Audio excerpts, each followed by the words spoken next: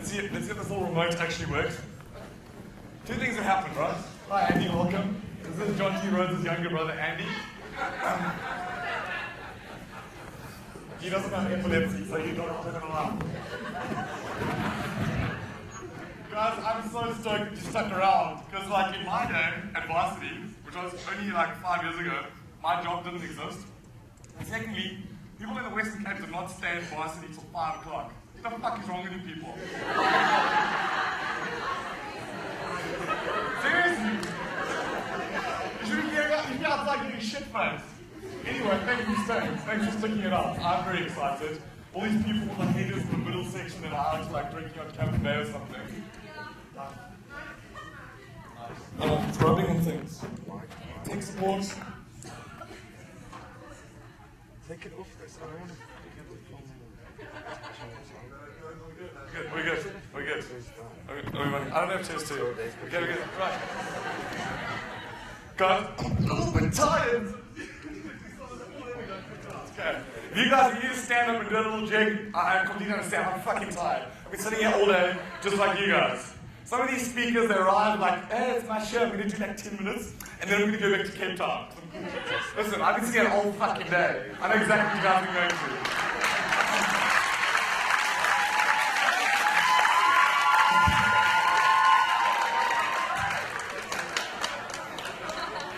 So for today's topic, I've decided to entitle it The One-Man Brand, Tales of an Entrepreneur. But I spelled entrepreneur O-N, like online entrepreneur. You guys are pretty slow. It's gonna be one of those kind of days. Okay. No, this thing sucks. Okay. Let's do this. Okay, so on the Twitters at Mike Sharman, Matt Fisser, put your head down and keep tweeting how amazing I am. I have to sit up and watch your fucking bullshit, so you're gonna tweet. There we go. You, for the next 10 minutes, I don't want to see your eyes, I want to see you tweeting. And I want to see, when I go through my timeline later, I want to see quotes. I want to see how fucking amazingly funny I am, how smart I am, that's what I want to see. Mike Sharman's the white Chris Rock. I want to see all that shit, okay? Cool. I thought you were throwing your panties at me.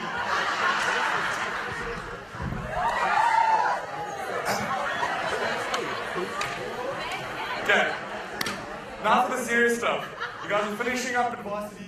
You nailed your BSc, your LLB, your PhD, your blah, blah, blah. It's time to get a job. Wah, wah, wah. Okay?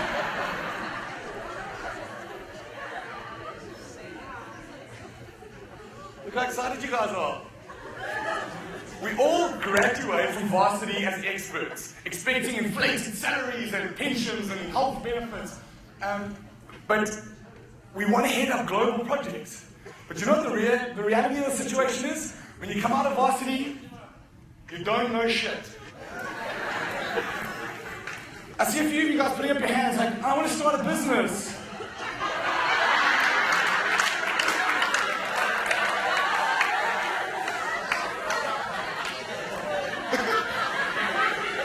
At the top it says you don't know shit, because you don't. You're a room full of arrogant motherfuckers that are going to go out into the workplace and demand like 20K a month. I've got my degree, I've got my diploma, I know my shit. You don't know shit. All the theory, all the little textbooks, everything that you've learned for the last 3, 4, 5, how many ever years? 7 years PhD, motherfuckers.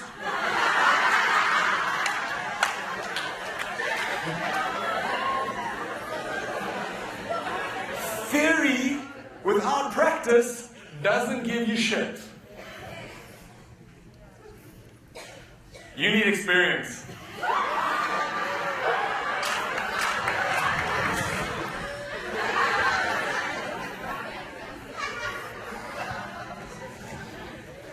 This is why you need experience. You need to learn from others and their successes and their failures. We've heard it before. We've got the lurker crowd over here, Kate the lurker. If she hadn't learned how to be cool, she'd still be sitting playing with her Walkman instead of having a cool iPod Touch multi-dimensional X5.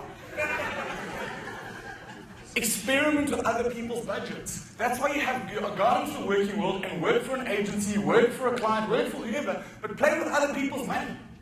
When I go into a boardroom to pitch for 100,000 Rand monthly retainer, I'm not coming to you as an entrepreneur because you don't have money. I want to go to an agency or a brand that is going to piss away R1 million in an afternoon because it's not their money. They don't care. So go out and experiment with that money and learn from the mistakes that you can make with other people's budgets. It's like budgets. I get so excited about it called budgets. Listen, copyright that word, budgets. It's going to be mine. Thank you. That allows you to play and experiment and get involved in stuff that you actually want to do and see what you're good at. And at the same time, develop your brand. Develop your brand while you are earning a salary. I can't stress it enough. Like, yes, some of you are amazingly talented and you're entrepreneurs off the bat and you'll go out and you'll try and you'll fail and you'll try and you'll fail and eventually something will work out. But for the rest of us, if you really, really want to learn and if you really want to get that proper exposure, go and work for somebody else. Get the time, the hard time, like in the streets, earning a crap salary. And at the same time, figure out what you want to do. I've been a failed actor, a failed stand-up comedian, a PR person. Boo. Okay? Before I got into this. I'm kidding! Fuck! You were loving me 2 minutes ago. I'm dancing around.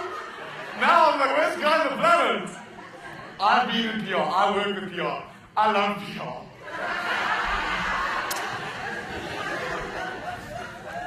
Okay, these are some tips. You don't have to write these down. Just think about it. Some of this is advice that I've received in the last 18 months since I started Retroviral. Okay?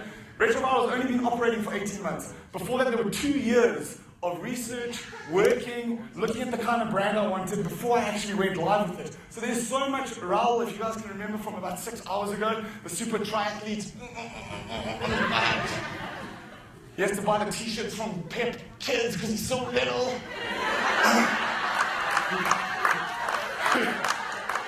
That is a quote. He actually told us that yesterday, so I'm not even spicing.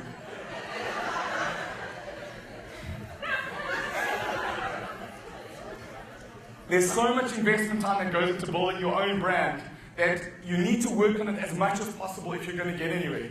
So these are some of the ideas that I've kind of stumbled along across the way. One of these, the next point, very important, thanks to Melissa Attree. She and I work together on a lot of projects. She said to me, financing. Fears of money will cripple you.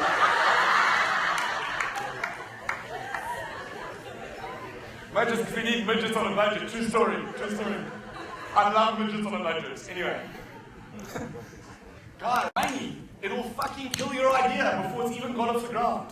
If you don't have money, you're fucked. You're not going to suffer and eat baked beans for 3 nights a week and then I kind of miss my pension and I miss my 9 to 5 and going home and being able to play Facebook at lunchtime. Like, when you're working for yourself, you don't have those opportunities. So you make sure that you're playing the Facebook and you're earning your salary and you're experimenting with the development of your own brand while you are working in an organization. It's an absolute no-brainer. Absolute no-brainer. Next slide. A man by the name of Bangers and Nash, bangersandnash.com. He's a Cape Town blogger if you didn't know. Very important thing he told me. He said, know your worth. The difficult thing about starting and being an entrepreneur straight off the bat when you leave varsity is that you don't know what market-related prices are. You can't necessarily go out into the marketplace and say, listen, I'm selling you an hour of my time for 1,000 Rand if everyone else is charging 2,000, 3,000 Rand. You don't want to position yourself in a block where you're either undervalued or overvalued. And that's why it's so important to go out and actually work with other people first to see where you fit in the market, where's your skill set, where's your thinking, and how can you add value to a brand before you've even got the experience. So I will always stress go and work for someone else first. There we go. Freemium is awesome. Freemium is also one of these cool little buzzwords that these online kids throw out. But any opportunity where you can use a free product or service, getting feedback, free product or service online with things such as FreshBooks, Google Docs, F&B, Smart Accounting. Like, these are things that you can use to make your life easier.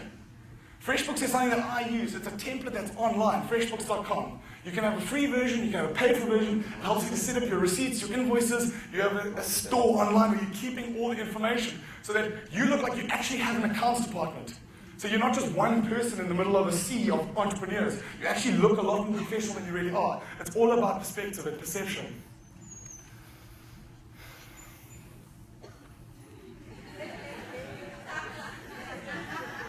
Partnerships are very, very important.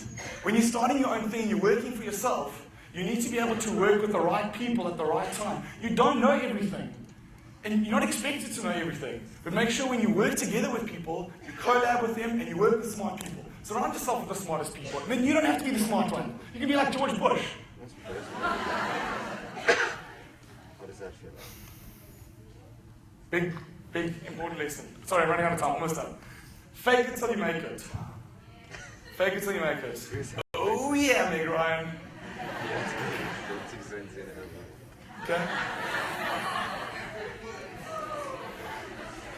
These are some of the things that I've had to do in the last couple of years to fake it till we make it. Develop yourself, develop a web presence. You know, whether it's a blog or a website or a Tumblr or a Twitter or a Facebook or whatever it is, you know, develop some kind of space where you live and your personality can grow and can strive online because people are Googling you all the time.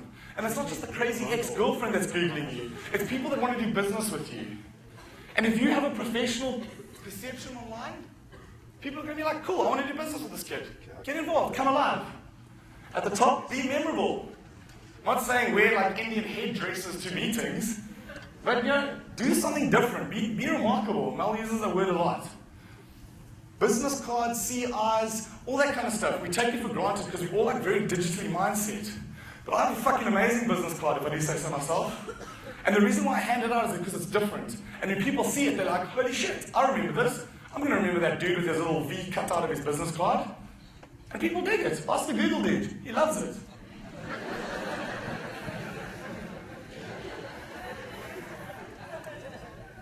One thing I can't stress enough is when you start a business, create a Skype number.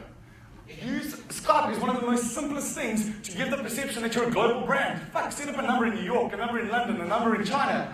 Say, hey, I'm international, bitches. And all of those numbers can draw right back into your cell phone. You're taking calls from like 7 continents. But whenever you're faking it, just make sure you can back up what you do. Having a number in China and having it directed to you, can you actually do business in China? If you can't, don't be a liar.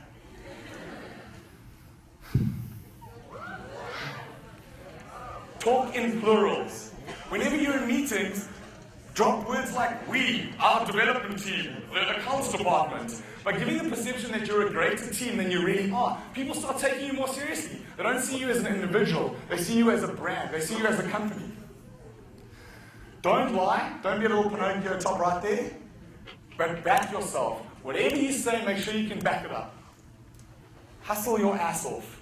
It's not just about online, it's about offline, it's about all these different ways in which you can go and you can build your personal brand. There's so many events and venues and things happening in Cape Town. You guys have no idea. Us Joburgers are very jealous of what's happening in the Western Cape. Like, there's a lot of investment, there's a lot of Department of Trade and Industry stuff. There's 27dinners.com, there's the mountain, thanks Andy. There's Silicon Cape. There's so many venture capitalists in your province that there's so much fucking money floating around that if you guys just start networking with the right people, it's a small little village town, Cape Town. You can meet the right people and you can get the right backing if you've got an amazing idea. And then finally, you'll get one chance. And make sure you don't fuck it up. I'm not finished yet, wait, before you clap. Once you've had that good chance, and once you've done it, it's okay to tell the world that you've done a good job. You need to PR yourself, you need to PR your successes. But just make sure that you're not a big cock.